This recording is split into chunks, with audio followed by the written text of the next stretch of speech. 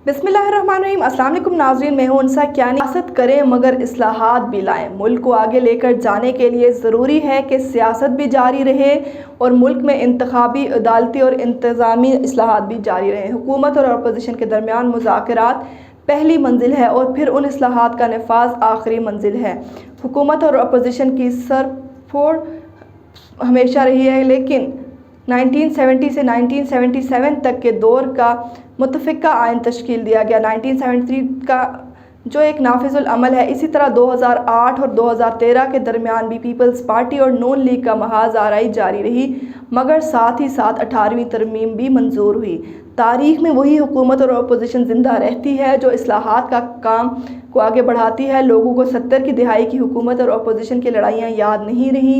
याद है तो 1973 का आइन, इसी तरह 2008 ta 2013 के दरमियान जरदारी और नवाज शरीफ में कितनी लड़ाइयाँ हुई, कितनी बार नवाज शरीफ बनाम शहीद बेनज़ीर भुट्टो, पार्क लेन, सेंट्रल लंदन। शहीद मोहतरमा बेनज़ीर भुट्टो साहिबा, अस्सलाम वालेकुम।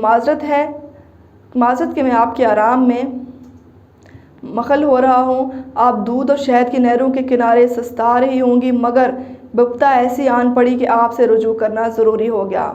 मैं लंदन में साहिब फराश हूँ। ऐसे में मरियम और मौलाना फजलुर रहमान ने आसिफ जरदारी और बिलावल साहब से इज्तिमाई इस्तीफ़ों पर जोर डाल दिया। बात तो सियासी थी, मगर जरदारी साहब मेरी ज़ात को बीच में ले आए और कहा कि नवाज शरीफ वापस आए और हम इकट्ठे जेल चलते हैं, वगैरह वगैरह। मोहतरमा, आपको इल्म ही है कि इस वक्त वतन अज़ीज़ में जमहूरियत नहीं बल्कि एक सिलेक्टेड हुकूमत है और हम सारी जमातें मिलकर सिलेक्टेड को हुकूमत से बाहर निकालने की कोशिश कर रहे हैं। PDM के इजलासों में तय हुआ था कि लॉन्ग मार्च और इज्तिमाई इस्तीफ़े दिए जाएंगे। अब जबकि इज्तिमाई इस्तीफ़ों का जिक्र आया है तो जरदारी साहब हमसे नाराज़ हो गए हैं और उल्टा हम सबको बेनुकत सुनाकर PDM को एक बेअमल इत्तेहाद बना दिया है। आपको ख़त लिखने का मकसद ये है कि आप रूहानी तौर पर असरअंदाज होकर PDM को बचाएं और पीपल्स पार्टी को गाइड करें कि वो PDM के साथ कदम मिलाकर चले। हम सिंध हुकूमत के बारे में पीपल्स पार्टी के तहफ़्फ़ुज़ात से आगाह हैं, इसलिए हमने तजवीज़ दी थी कि फ़िलहाल हम कौमी असम्बली से इस्तीफ़े दे देते हैं और सूबाई असम्बलियों में अपनी रुकनीत बरकरार रखते हैं। हमें पीपल्स पार्टी की तरफ से बताया गया कि अगर उन्होंने कौमी या सूबाई असम्बलियों से इस्तीफ़े दिए तो इन्हें सिंध में जाम सादिक या अरबाब रहीम जैसी पीपल्स पार्टी मुखालिफ हुकूमत का सामना करना पड़ेगा और यूँ वो बैठे बिठाए मुसीबत में पड़ जाएंगे। इस सिलसिले में हमारा मौक़िफ़ ये है कि अगर इज्तिमाई इस्तीफ़े और लॉन्ग मार्च एक साथ हो जाएं तो तहरीक इंसाफ की हुकूमत बरकरार ही नहीं रह सकेगी।